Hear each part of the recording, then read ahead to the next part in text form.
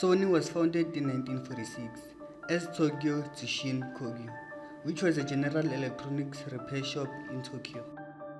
They invented their very first product in 1955, which was an electronic rice cooker. You might not know it because it did not become successful. They first became famous for manufacturing transistor radios, which were released in 1955, the same year as the rice cooker.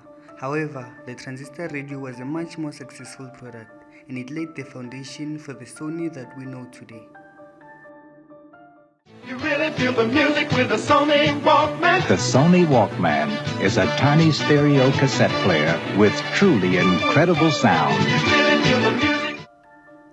In 1979, Sony released the Walkman, which was a portable cassette player. The Walkman was the very first product that allowed people to walk around while listening to music. I guess that's why they call it the Walkman. In 1984, Sony and Philips jointly invented the CD, and the work of James T. Russell was an early inspiration for the development of the CD, although he was not involved in the actual invention of the CD. Sony invented a lot of products over the years, so I won't be able to cover them all. I'm mostly interested in the following two products because they are products that still make Sony relevant today. In 1994, Sony released the first PlayStation. The PlayStation is one of the most popular gaming console brands in the world, with the PlayStation 2 being the best-selling gaming console of all time. The latest console in the lineup is the PlayStation 5, which was released in November 2020. The PlayStation brand also has different models such as the PlayStation Portable, which was a handheld console. Overall, the PlayStation is a very huge success for Sony. In 2001, Sony partnered with Ericsson and entered the cell phone industry. Their first phone was the Sony Ericsson T68i. In 2012, Sony bought all Ericsson's shares, and the company was now known as Sony Mobile. And we are calling it iPhone. Today, I just take my finger and I scroll. That's it. Sony had a good market share before the touchscreen, but as soon as the first iPhone was introduced in 2007, the market shifted towards touchscreen phones.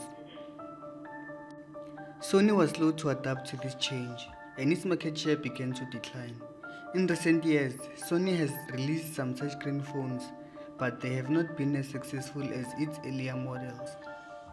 One popular reason is that Sony now focuses on high-end mobile phones that only a few people can afford.